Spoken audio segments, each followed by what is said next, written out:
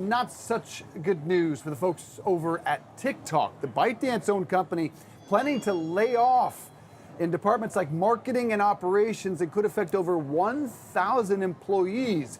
It's being reported that TikTok's global user operations team will be dismantled during this transitional phase, and any remaining employees from that department will be reassigned to other teams.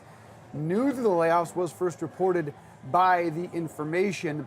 Some TikTok employees were notified of the layoff plans Tuesday evening, and after The Information's report, when Adam Presser, the company's head of operations and chief brand and communications officer, Zenia Musha, sent a message to affected teams, the People said. So user operations, but also user support departments, which I think is a big concern for people that do use and have complaints about the platform.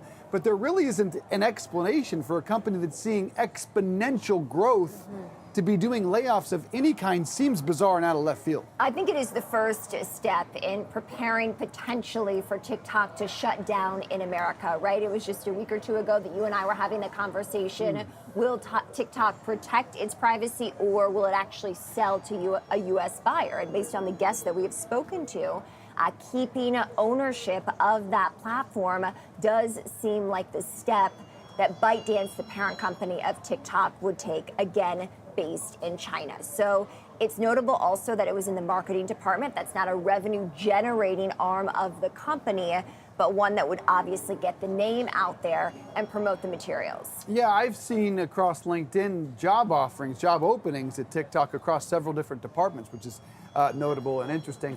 But you're talking about 150 million US users. You are talking about exponential growth in all capacities. I've said this before, I don't see this ban ever happening. If it does, this seems premature to do layoffs. You're talking about years of lawsuits that are going to pop up, not just by the Chinese government, by TikTok, but how about, I presume there will be a class action suit among US businesses, 7 to 8 million, who use this platform for their business. I just can't imagine this gets settled in the next couple of years, so it seems a bit odd.